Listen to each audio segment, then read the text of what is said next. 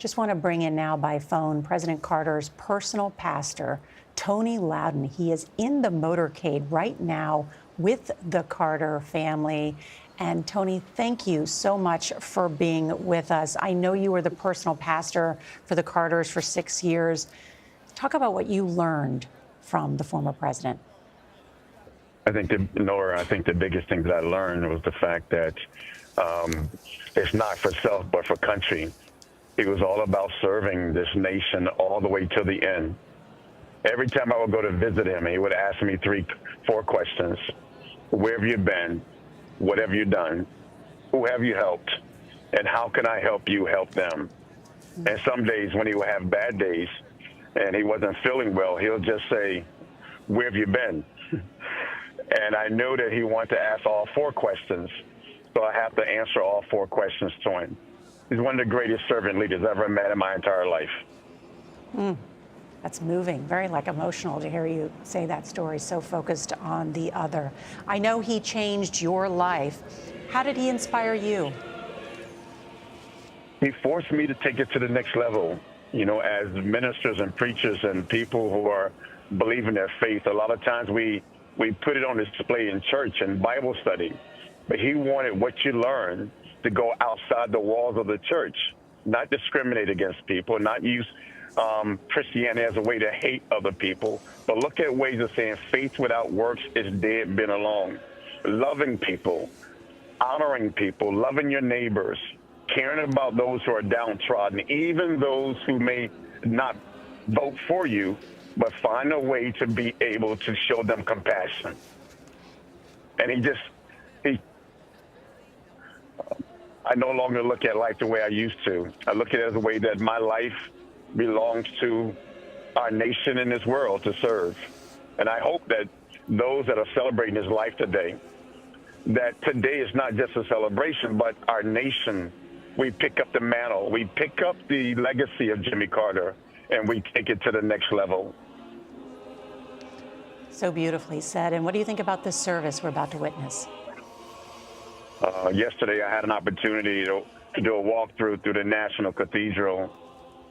And I just hope that our nation, our people get an opportunity to see this great celebration of this man's life.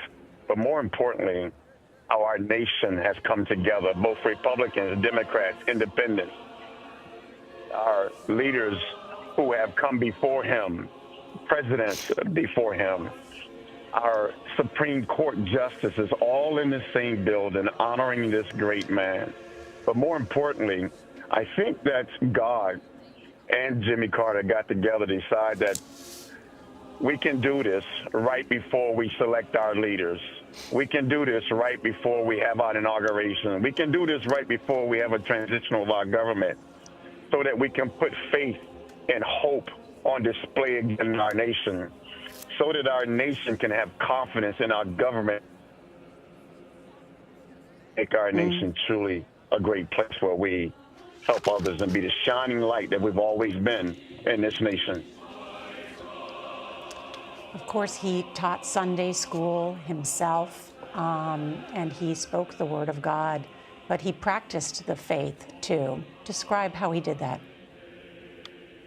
Well, I remember when he fell one day right before he was supposed to go to Tennessee to do his Habitat bill.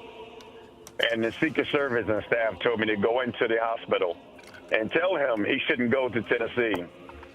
But as I got there, went into the room, I said, President Carter, I don't think you should go to Tennessee to bill. He said, listen, Tony, hospitals are just like prisons. They're easy to get into and hard to get out. I need you to help me get out of this hospital so that I can keep my word and go build homes for those who need homes.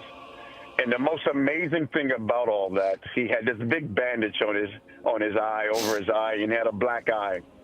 And he was determined to get to Tennessee, to keep his word. And I believe that all the years that he put his left hand on the Bible and raised his right hand when he was a state senator, he did the same thing when he was in the Navy. He did the same thing when he was governor of Georgia. And he did the same thing when he was president of the United States. In his mind and in his spirit, he never took his hand off that Bible because he made a covenant with his God that he would serve this great nation and serve the world. And that's what he's doing today. The Sunday school teacher is giving us a lesson on faith and hope to be the guardrails of our democracy. Oh, Reverend Tony Lowden, such an honor and a pleasure to speak with you, and thank you for sharing so much about what we can all learn from the former president. Our best wishes and prayers with you as well, because I know you are mourning today as well. Thank you, Nora. I lost a friend. I lost someone who I love. But we're going to celebrate his life today. Thank you, Laura. Have a great day. Thank you.